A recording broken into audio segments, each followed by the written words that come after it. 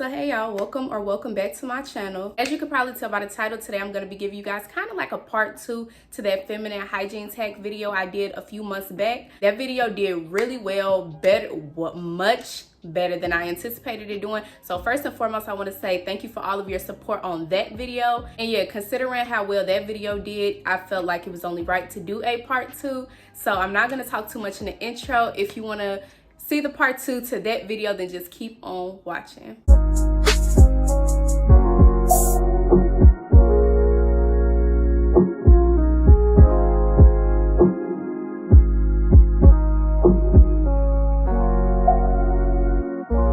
Before we even get into this video, I'm gonna just say one more time, to each his own.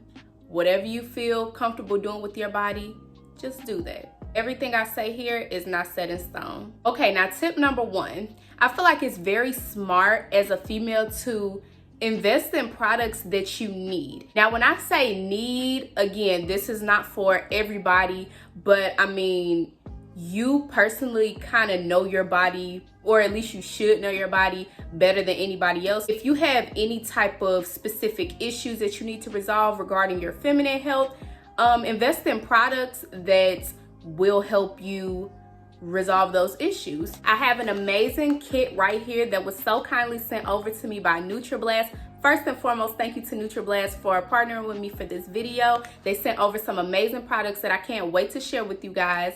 And it ties along with the first tip that I have for y'all. So let me just show y'all what all these goodies are. So right here, first and foremost, this is my favorite out the whole kit. These are feminine pH testing strips. This is what the box looks like. And I'm so excited to share these with you guys because I don't remember if it was in my last video, or I have other hygiene videos on my channel, so I don't remember which video it was. It probably was that one. But there were so many women in the comments like, how do I check my pH? How do I know if my pH is off? How do I know if it's healthy? And these strips right here are a great way to maintain and keep up with the health of your pH. So how it works, it comes in this little case. I kind of took it out and I can't put it back in there neatly, so I'm gonna just show y'all like this. But how you would receive it in a package is, it comes in this little, it's like this little wheel almost. Looks like this, it's just a little foil wheel.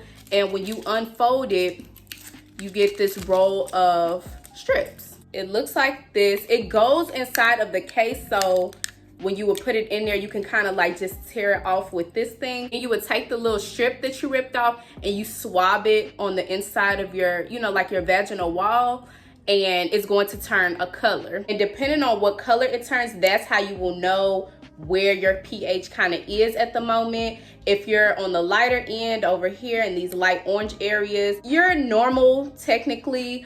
If you're in this lighter green middle type of range, again, that's considered a normal pH. You might be a little bit concerned if you see that your strip comes up as this like dark forest, like hunter green.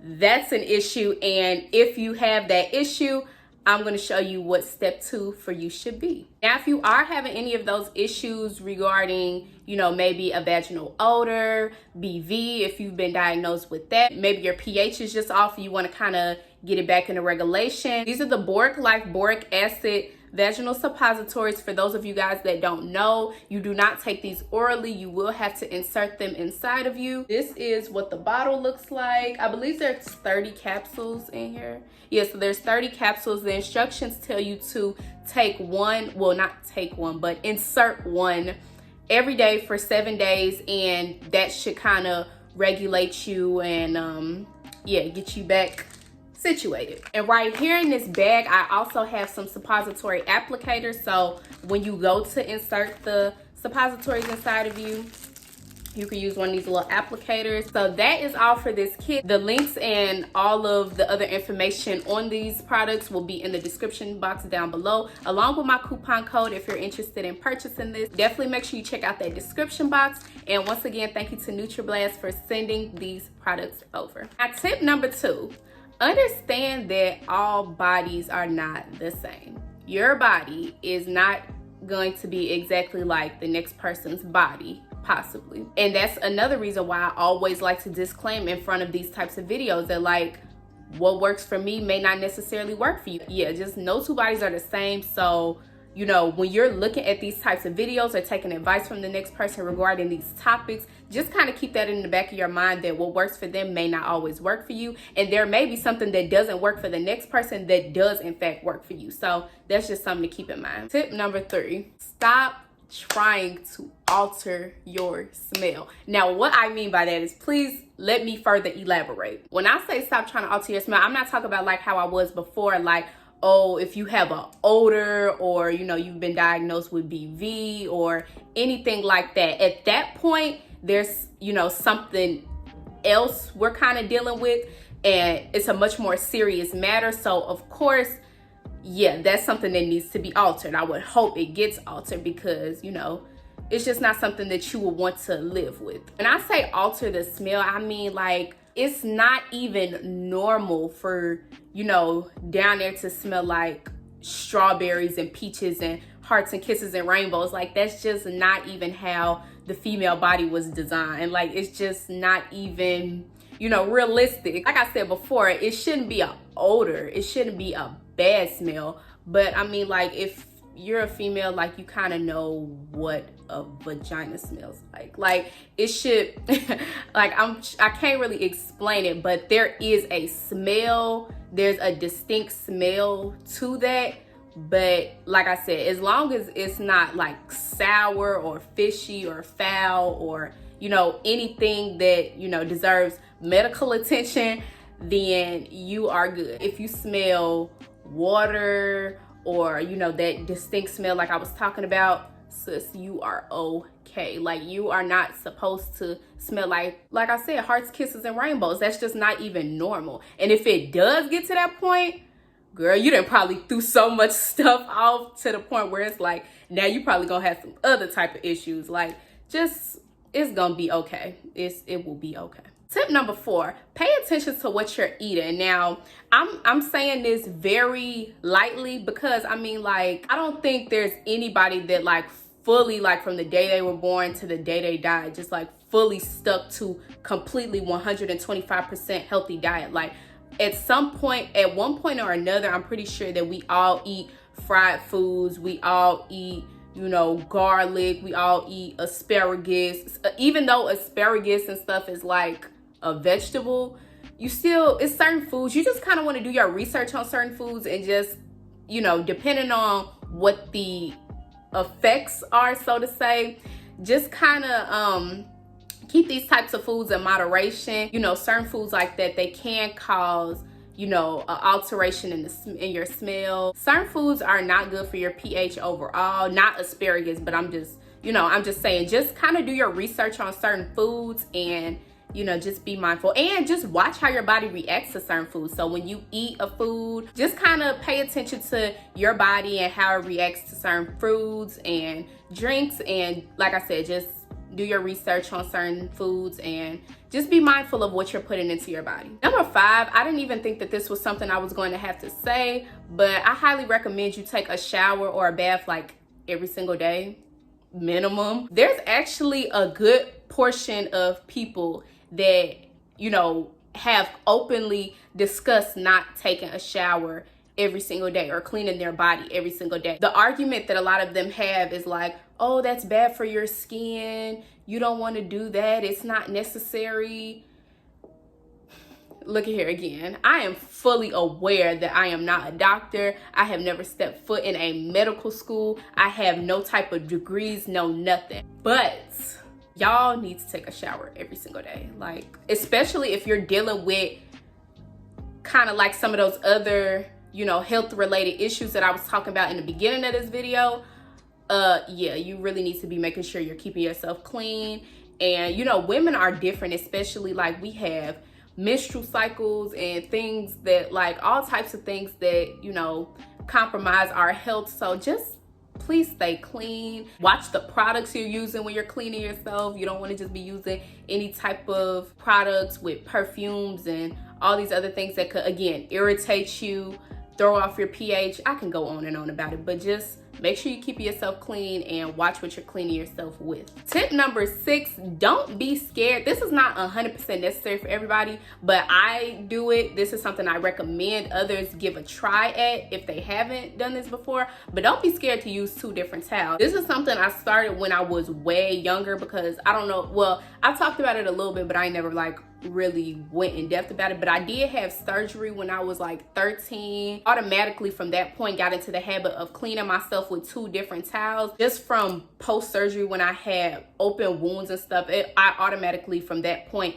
got into the habit of using 2 different towels to not like cross-contaminate, I guess. But yeah, you don't have to have any type of surgical procedure to use 2 different towels. Even now I'm all healed, and what I like to do sometimes is use 1 towel for down there specifically, since I don't like to put like soap in me and stuff, and I don't, like I said, want to cross contaminate. But the rest of my body, I want soap all over me. I want it everywhere. So I like to use 2 different towels. That's a hack. If that's not something you've tried before, I feel like that's something that's definitely worth a shot. Number 7 is gonna sound a teensy bit weird to some of you maybe, but I put be consistent. Be consistent with your health and your hygiene and all these other types of things. Like I said, make sure you're keeping yourself clean every single day. It's very easy to have one bad experience with a product and then just be like, oh, this product is bad, or this product doesn't work for me. Sometimes not even considering what else could have caused that experience. It's more so if you're trying new products or you're altering your hygiene routine a bit,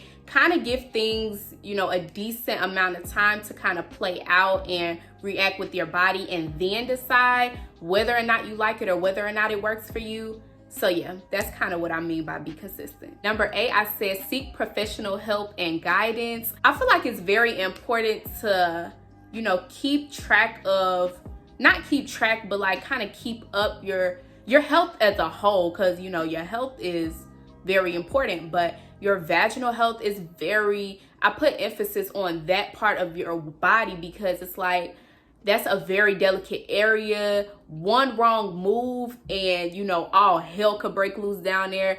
You really want to stay on top of it, really pay attention to what's going on. You don't want to let like certain mishaps happen because, like I said, it's very delicate and it's kind of not like the rest of your body. Make sure you're regularly visiting your gynecologist. If you don't have a gynecologist, get a gynecologist. Find someone that you're comfortable with, somebody that, you know, just makes you feel comfortable, because again, that's a very delicate, very private area. When you're at the gynecologist, you got your legs like spread wide open, laid out. He or she, they just kind of see everything. There's like no privacy whatsoever. So make sure it's somebody you're comfortable with.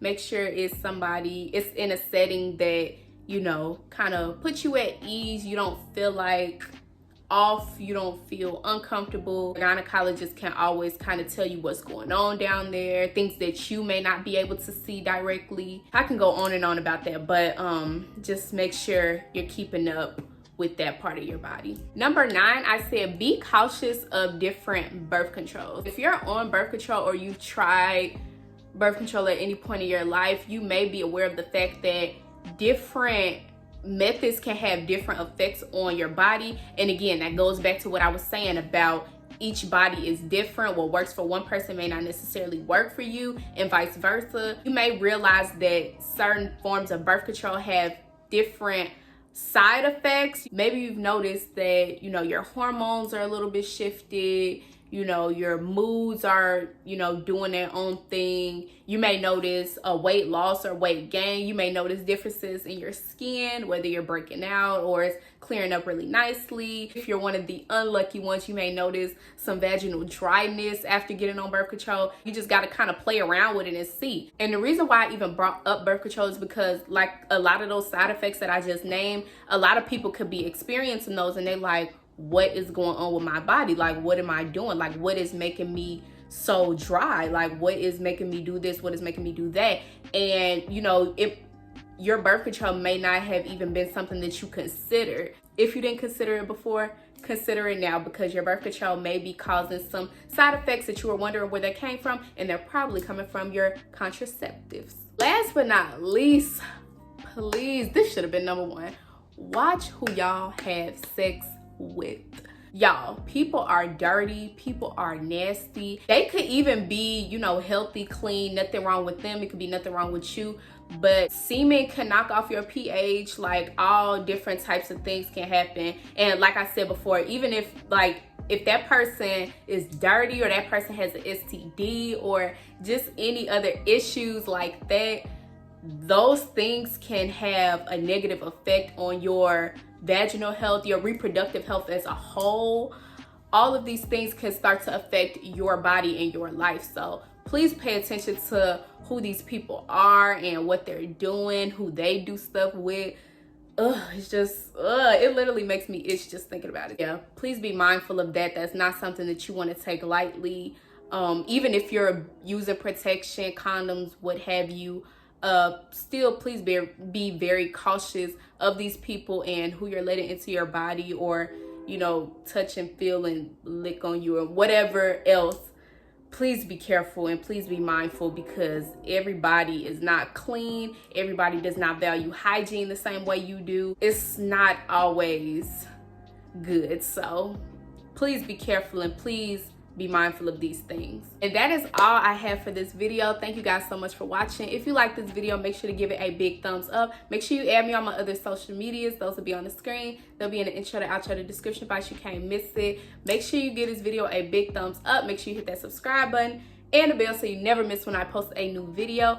Thank you once again to NutraBlast for partnering with me for this video, and I will see you guys in my next video. Bye, y'all. Phone late night like now. She usually say no, but she almost always breaks.